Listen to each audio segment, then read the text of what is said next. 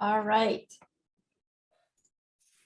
So let's do a quick roll call and go through and introduce ourselves so we know who everybody is on the line. I'll start. I'm Jackie Betts. I'm the city administrator. And I guess I will just call out how I see on my screen. So I'm going to start with Councilor Gregg. Yes. Here. Darren, do you want to introduce yourself? Sure. Darren Canaproli, Public Works Director. Council Hartman. Good afternoon, everyone. Councilor Hartman. Bill. Bill Preble, Pickleball Club. Also with me is Lisa Preble and Donna Weir. Hello. Hi. Tammy. Tammy Bannock, City of Gladstone. And Nancy. Nancy Turner, Parks Board. Hi, Nancy. Hi. Jeff. Hi there, Jeff from Gladstone Junior Baseball. Great. John. John Rourke, Gladstone Softball. Hi, John. And I have a Galaxy S9.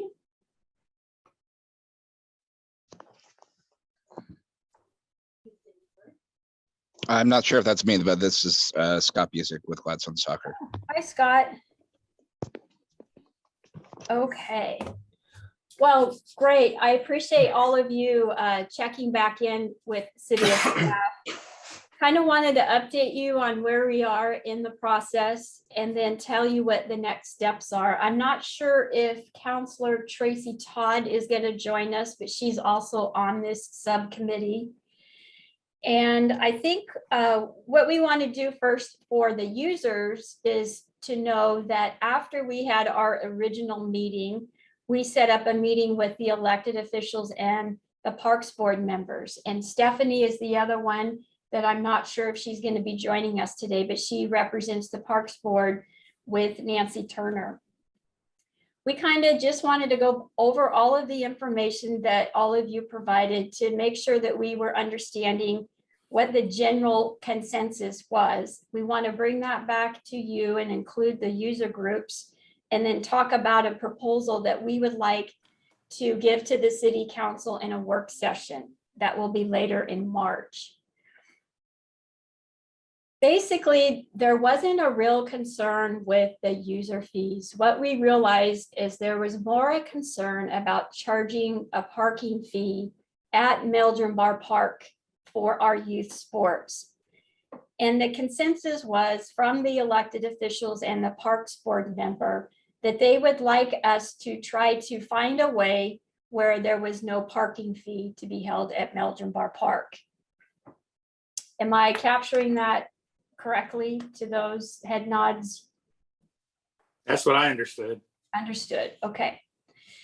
So after that, I also want to say Marty, I think, is not with us. She is with First Tee Children's Golf Course. That there was some conversations about whether or not the city could provide a placard to the children's course for the parents to put in their dashboard so that they can sit and wait for their kids while they're taking golf lessons. That was also discussed at our meeting.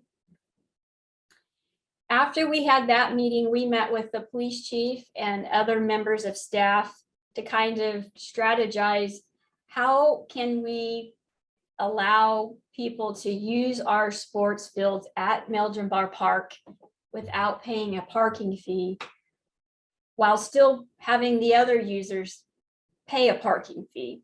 And so we came up with one idea that we would like to present back to you. And Darren, I think I'm going to go ahead and have you bring up the map and talk through what that would look like. I think I sent that to Haley. I don't know if Haley has it or not. So that would be the second. Yeah, that one. Okay. So the thought was the only way to be able to get enough vehicles parked in an area at the park and be able to sign it so that it would only be used for individuals who are coming or using the sports fields as part of the youth group. We talked about possibly using the area, which is kind of at the bottom of this map that has the paved parking area where it has all the lines and everything. But the concern there is you're not going to have enough parking for the for everyone to be able to fit in that parking lot. If you have Gladstone residents parking in there, plus anybody from outside of Gladstone parking in there, it's going to fill up way too fast and we're not going to have enough room to park. So the only other area that we found that would hold that amount of people is the gravel area that is basically closed all the time right now. But the thought is opening that up, putting up signage that it would be for only sports groups only. This was actually an idea from the police chief. He liked this idea because it was easier for them to patrol that area and making sure that the people that are parked in there, you know, you're going to have a few people that could park in there that are regular park goers, but for the most part, it would be for sports users only. I mean, if somebody pulled in there with a boat trailer or something like that, obviously they're not going to be part of the sporting event. So he felt comfortable of using this area as a designated parking for the sports user groups. So basically, to expand on that a little bit, we were thinking if we printed off maps and if we put language on the maps that show people to use the bypass lane, if you're coming for a sporting event at the park, use the bypass lane and you can park in this designated area, that they would not have to get a parking permit. And if we provided enough of those to all of your other leagues or teams that were visiting to play there, that you could hand them to that so they knew before they came to the park of where the free designated parking would be and that they could use the bypass lane. So this is the area that, like Darren said, that we identified would be the best way of providing free parking for those that are participating in a youth sport, even the visiting teams, with us being able to still kind of enforce the other activity that is going on at Meldrum-Bar Park. We know the city council implemented the parking fee to generate revenue for our parks. We anticipated in our budget that we would bring in $250,000 annually as park revenue. Staff does not believe that exempting the parking fee is the correct way to go with this. But because we've been given direction by a majority of the Parks Board and elected officials to try to find a way that the youth sports can participate without having to pay a parking fee, this is what we think is a great compromise to making that happen. So, any thoughts on this approach? I just have one question. I don't know if it's been mentioned before. This was another, I got notes. This was circled. I don't know if it had been mentioned before, but so one of the community members I was talking to said they had a great idea. Since, you know, the water bill went up and everything, why don't we take 5 cents or $5 or up to, you know, $2 or whatever out of the water sewer bill and put towards a park fee that would offset cost. Thank you, Councillor Alexander. We are required by Oregon statute to only use utility funds in the sewer and water accounts. Parks is funded through general fund property tax dollars. So we are not allowed to transfer a portion of the sewer fund that people pay into the parks budget. Okay. They just said, because I told them that too, I think that's what it goes for. And they said, well, the city can figure out a way to maneuver money wherever they want, I'm sure they could come up with an idea. So just could not happen, huh? No, statutorily, we cannot transfer funds from water and sewer into parks or general fund.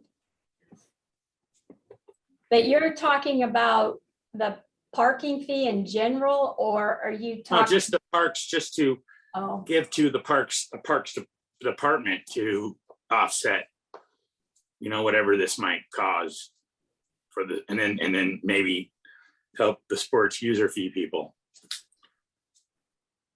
Because it doesn't seem like much, $5, $1, $2 out of that,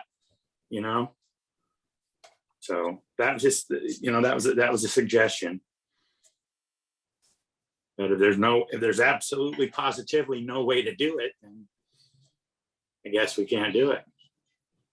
that would be a different discussion that you would probably want to have with the full city council. Really, our purview here today is to try to come to a consensus on whether or not you like this idea, if you're going to have free parking for those that are going to be playing sports at the park.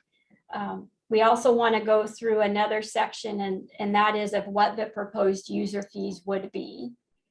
So Darren, if you want to go ahead and go through that portion. This is Scott with Gladstone. Sorry, I have a quick question regarding where you're designating parking before we go on. So for soccer at least, we are, whether they're Gladstone or not, people are parking in the main parking lot as you enter the park, or along the picnic tables between the entrance and the bathroom. So we generally don't need more parking besides that. So are you saying that we would be parking there along with the gravel across the street, or all of the non-pass people are supposed to be parking in the gravel? If you don't want visitors to pay a fee to park, this is the designated area that we're suggesting. Many of the people that are involved with sports have a parking pass, so they could park wherever they want to in the park. Okay, but I don't know that gravel space has enough space for people, and then we'd be making them move their car from the main parking lot and then making them walk across the field. I mean, that doesn't make much sense to me. Why not just, designate the parking lot areas for, you don't get boaters that park in the main parking lot, and you're talking about on very specific days. So like on a Saturday, because we don't generally have visitors from other clubs park, Monday through Friday. You're telling them to all park in one area, and then am I supposed to be giving them a pass or something? You said something about we could hand something out to the other clubs. Yeah, we would print off maps so that they could see where a free designated parking area is. And if that's where they want to park for free, they can. Some people may choose to pay the $3 and park someplace else. This is, like I said, the best way that staff felt like that we could compromise by offering a free parking area, but still be able to regulate the rest of the park. But that area is not big enough for all those that would be using that option. So then you're factoring in on, you'd still be able to charge some of them. That area, excuse me, Scott, that area is actually more square footage, more parking in that area than if you took the parking lot and the parking along the picnic tables. There's more parking in that area in red than all of that. So you're talking about is that where the tree disposal and stuff was? Correct, yes. Okay. That, yeah, okay, I can see where you're talking about with space right there, but you're making people walk, completely across the entire park from that point. I don't know. It doesn't seem like the best option to me. It seems like you could just say, if you're parked there between 8 a.m. and 6 p.m. around the sports fields on Saturdays, you don't have to pay. but it seems like you're complicating it more than it needs to. And I don't have the capacity to hand out flyers and maps to everybody that attends. So I guess I could put something on our website, but beyond that, I don't know what you're talking about with passing maps out to people. Well, I mean, you don't necessarily have to give them a map. You can tell them where to go. I mean, I think once people figure it out, they'll know where to go. I think it's more of the initial, the first couple times, where do I park for free? And like I said, we'll put signage up stating that it'll be for sports parking only, that type of a thing for that gravel lot area. Okay. And I don't know if there's email addresses or the city can help with that, but the intent wasn't that, Scott, you'd be standing out there handing out maps. This is something ahead of time that could be emailed out to parents so that they knew there is a free option at Mildred Bar Park.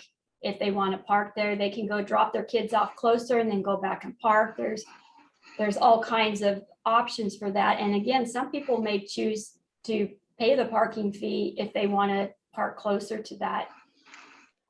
I would just suggest very clear and very large signage for this. Have the signs up at the entry of the park, and then also where the free parking is. Because you're having grandma and grandpa show up and they're not part of any sort of email chain or any email that we might have.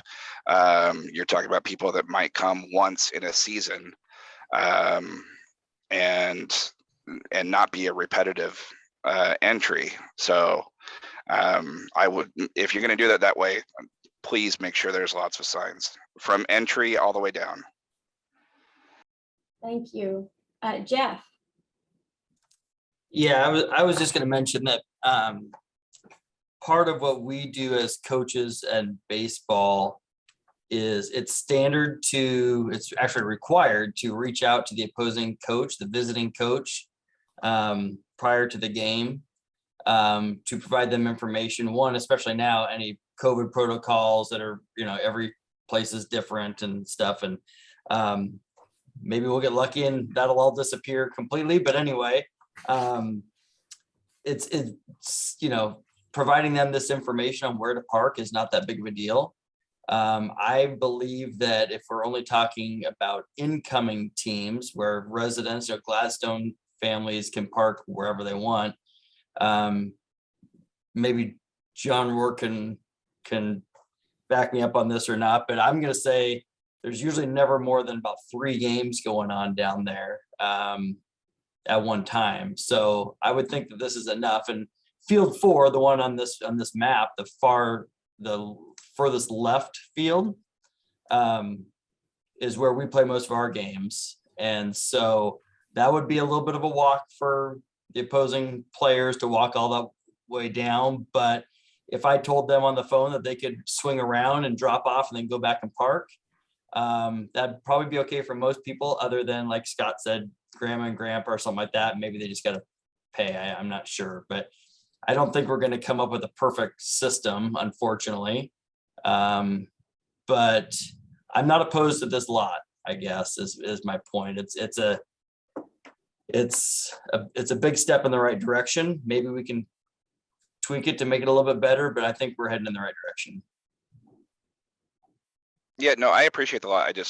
We just need to mark it clearly. We have more than 3 games going at a time on game days. We have up to 6. So the more signage, the better is all I'm asking. Great, thank you. John, you have your hand up? Well, softball does the same thing before each of the games is played. We usually play on field 2 and 3, the 2 center fields that are on the left there. Whoever the head coach is reaches out to the other team's coach and lets them know like last year we had COVID protocols. I had to let them know what they had to do when they came to the field. It would be easy to give them a map to where people could park that aren't Gladstone residents. So that would be fine with us too.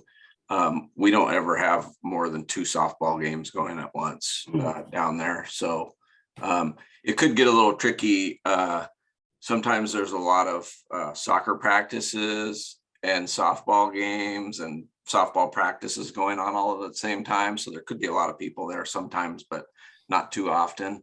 Is it that area that's in the orange is fully gravelled, or is it kind of muddy like it was when we were dropping off stuff? No, it's fully gravelled, and we'd maintain it to make sure that it stayed that way. Okay. And how many, is there like parking spots, or no, we would just like go in there and find an open hole? I think for right now, we'll just keep it as an open area, just kind of park as you will. If it becomes an issue, we could always come up with another idea to possibly make it a little more organized as far as parking is concerned. Okay. And there's two ways to get into that little area in between the bushes there. Is that the little Correct. openings? Okay. That's correct. And then we would have like a little sandwich board sign at the front of those little openings there, just to say sports field parking or something like that. It would be a permanently mounted sign. Okay.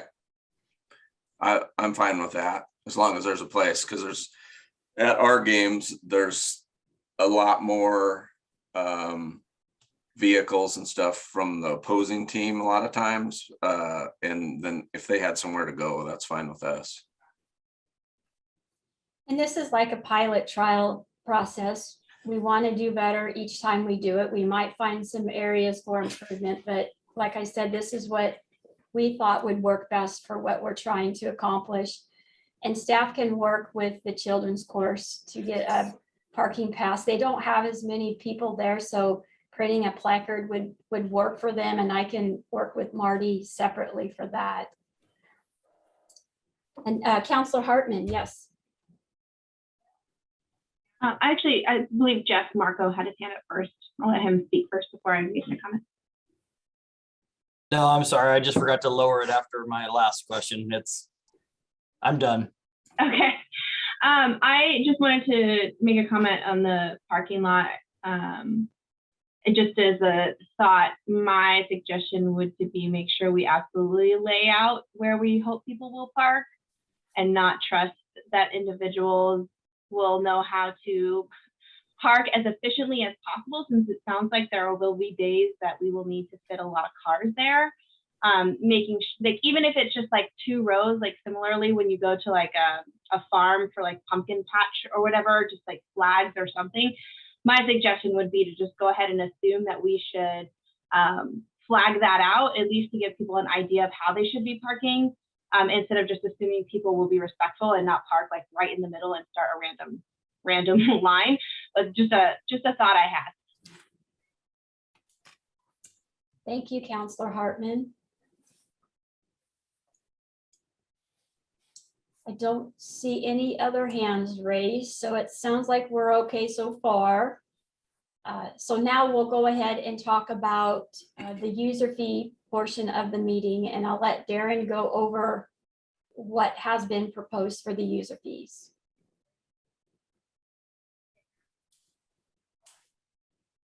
Okay, so user fees, these are the same user fees that we had come up with last year, I guess, when we were having discussion with pickleball, baseball, softball, and soccer. There's no real change there as far as the amount. It's per registered player per year.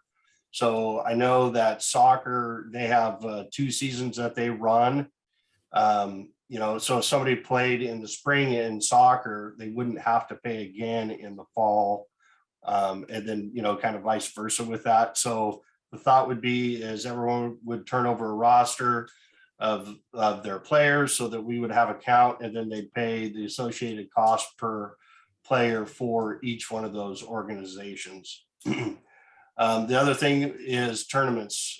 We never really got into that, at least with the softball, baseball, and soccer, but tournament fees would be for Meldrum Bar Park would be $500 for the weekend. And for Derek's, it'd be $200 for the weekend. Pickleball would also be $200. And then banners, we're allowing banners to be hung during those times, but they would have to be removed at the end of the tournament. This is something that we've been looking at with the sign code. And we felt that this was the best way to go about the banners. We can't have banners up, 24/7, 365. They've got to come down. And we felt that this was the best way that the users could get some revenue back for tournament fees or for player fees or whatever they wanted to put that money to, was to allow them to hang sponsorship banners during their tournaments. And then down below, we've got the non-user fees for reserve play. That really doesn't affect you guys, but what you've got to remember is you guys have priority over the fields before any of the non-user fee people get to use the fields. You guys come first, these guys come second, and then these would be the fees for them as well. We haven't had in the past, well, at least few years, we haven't had anybody really coming to use our fields, at least from what I'm being told. So, it'd be on a case-by-case basis. They would have to contact the city. More than likely, again, there'll be signage that'll be put up on the backstops, letting people know that the fields are reservable, and, they'll have to go through the city to make those reservations. So that's kind of where we've left everything off for this.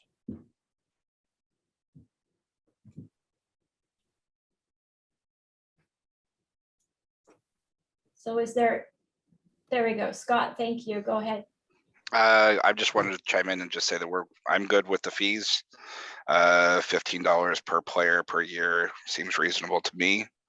I'm assuming currently we've been going through Tammy for, giving our information. Is that, I'm assuming, who we go through for the roster situation when that happens, or will you guys be letting us know once this is approved? I would say that we should get it approved first by the city council, which we're expecting to take to them in a resolution April 12th. And then my hunch is that, yes, we will follow the same process, working with our city recorder to do that. We're not anticipating any changes from the process. Okay, and then is it basically fees as of the vote-in date, or are we looking towards a certain time of this year? I'm just asking because we're starting spring season here soon. Resolutions with the city council go into effect the day that they are adopted. So that would mean if they approve it, it would go into effect April 13th, moving on. Okay. Will the city be reaching out to us at that time if it's approved? Yes, we will do that. And we'd also encourage you to maybe participate in the meeting to talk about that you do support what the fees are, but it would be going forward from April 13th on, the user fee. We will reach out to each of you to talk about the process, and we can work on, one of the questions I was going to ask after this is how soon we need to get the parking area ready, because I'm not familiar with when the games start. So that was one follow-up question that I had, but the resolution, if it's approved by the city council, will go into effect April 13th. Okay, just from soccer standpoint, April 16th is our first game weekend.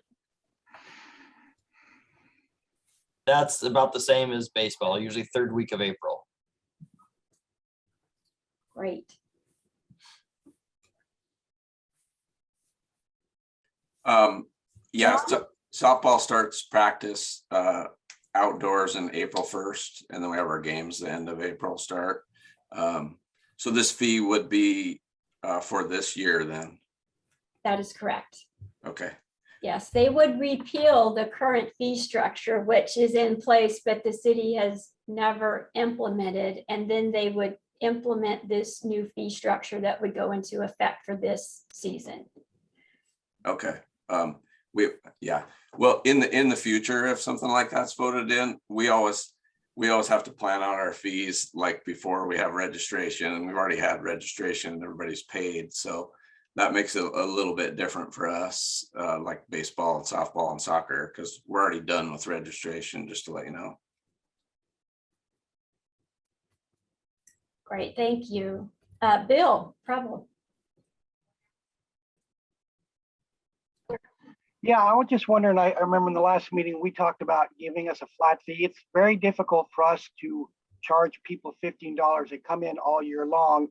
And the way our fee structure is, if say if we started in January, when it gets to be November, we're not charging people for 2 months the whole whatever our fee is. We prorate it, so at the end of the year, they may only pay $5 because I don't think it's really fair for them to pay the full fee and only get 1 month. So I remember in the last meeting, we asked for just if we could sit down and figure out a one lump sum fee that would take care of us for the year, because it's going to be a nightmare trying to account for all the people that come in every month.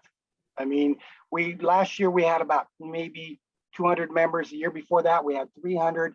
Right now, we started our new program in January. We probably have about 130, and we have no idea what we're going to have. But to try to keep up with that monthly is going to be a real problem. Just going to be a nightmare for us. So that's kind of what we asked. We can get a flat fee for us. We can discuss what it is, but it's going to be kind of tough to go piecemeal. Darren, did you want to? Yeah, I do. So with that, Bill, we're not gonna, I mean, it's no different than with soccer or baseball. If they have somebody that comes in late, we're not expecting them to pay for that individual. I mean, if you guys at the beginning of the year have a roster of however many people, then that's what the fee is going to be based off of.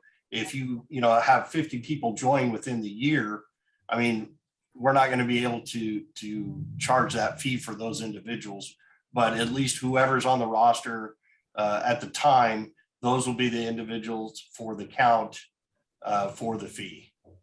Okay, that's fair. It's just as long as we get a date, we can work on whatever date we want. I'm good with that. That would be the best way to do it. I appreciate that.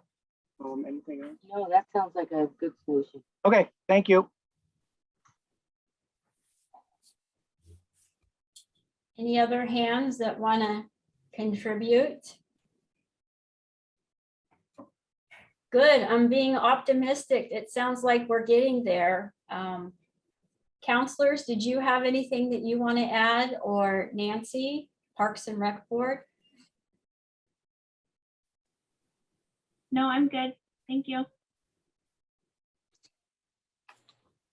Yeah, I have no, if everyone's happy, that's all there is. I mean, that's what we're shooting for, everybody being happy and it being fair. All right. Okay, so I appreciate everybody, your dedication to this. I know it's been a long time coming, but the city really does want to be better at how we communicate with all of you. And so we appreciate your support. Like I said, we will have a meeting with the city council on March 22nd. That's just a work session. And then if everybody's amenable, we will take it to them on April 12th. And then we will be in touch with you after at that point for processing. All right, I think that's all that we have for you today. So thank you again, everyone.